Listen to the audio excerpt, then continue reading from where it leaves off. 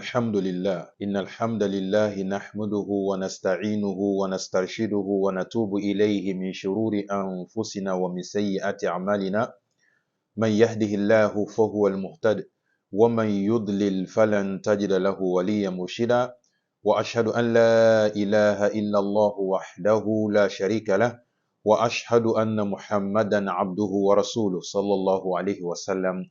أيها المشاهدون الكرام نحييكم تحية الإسلام والسلام عليكم ورحمة الله وبركاته. Musulmans mes frères, aujourd'hui pour cette vidéo nous allons nous entretenir sur le jeûne du mois de Ramadan.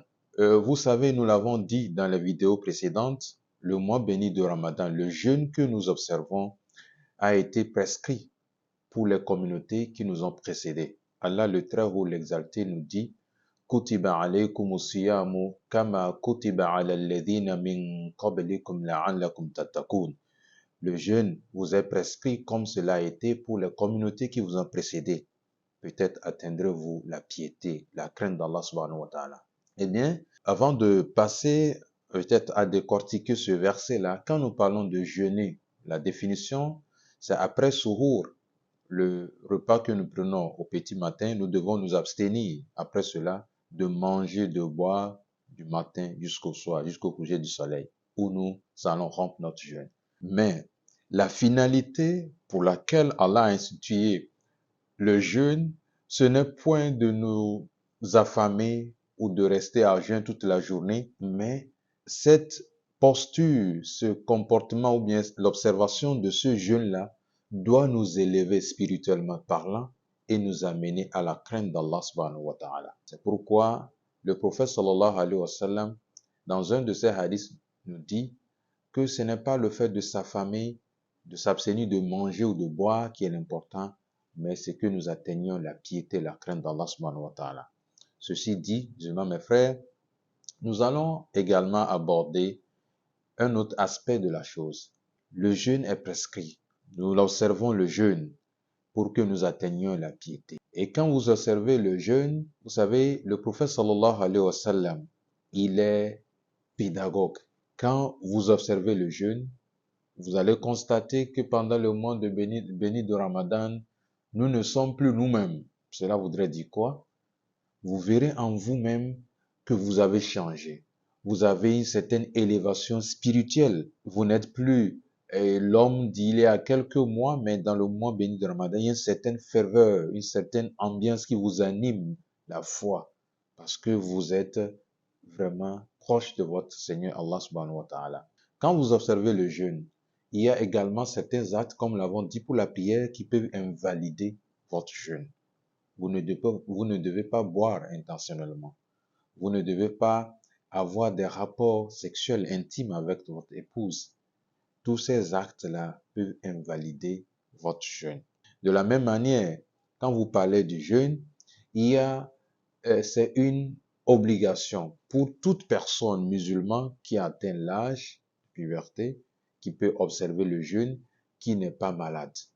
Mais il y a une exception qui est donnée pour ceux qui ne remplissent pas toutes ces conditions. Si vous êtes un voyageur, il est excusable. Celui qui est malade est excusable.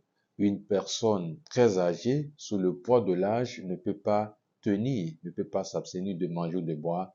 Et l'islam, vous savez, quand on vous interdit une chose, il y a la contrepartie, l'alternative qui vous est donnée. Pour celui qui, le voyageur, s'il ne peut pas tenir, il peut s'abstenir de jeûner, mais après, il peut rembourser ses jours.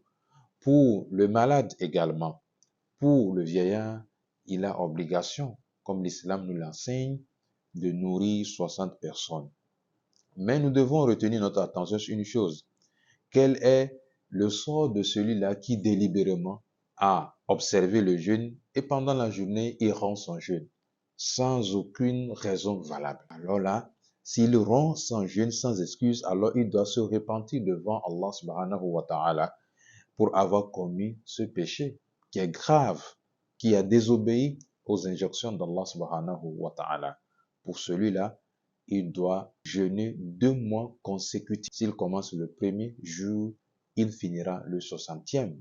ou le 30 ou le 59e. Donc c'est nous dire, s'il ne peut pas, il est obligé également de nourrir 60 pauvres. Musulmans, mes frères, nous sommes, si je peux le dire, à quelques enclambures du mois béni de Ramadan. Nous devons purifier nos intentions. Dans la sunna du prophète sallallahu alayhi wa sallam, vous savez, généralement, quand on annonce les couleurs du mois béni de Ramadan, les gens commencent par se dire, ah, c'est encore arrivé. C'est pourquoi pour le musulman qui a l'habitude de jeûner, par exemple, les jeûnes surrogatoires, les lundis, jeudis, ou qui jeûnent les 13, 14, 15, vous savez, tout ça là n'est pas au hasard. C'est des conditions, c'est des situations qui nous permettent de nous mettre en condition pour entamer le mois d'adoration par excellence, le mois béni de Ramadan. C'est le mois dans lequel Allah subhanahu wa ta'ala a révélé le Coran.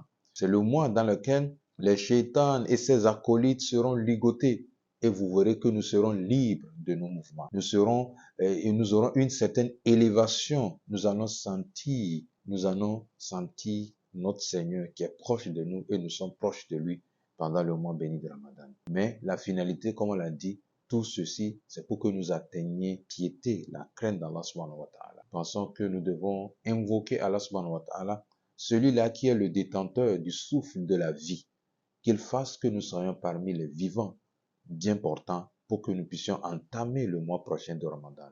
Barakallahu fikum, wassalamu alaikum wa rahmatullahi wa barakatuh.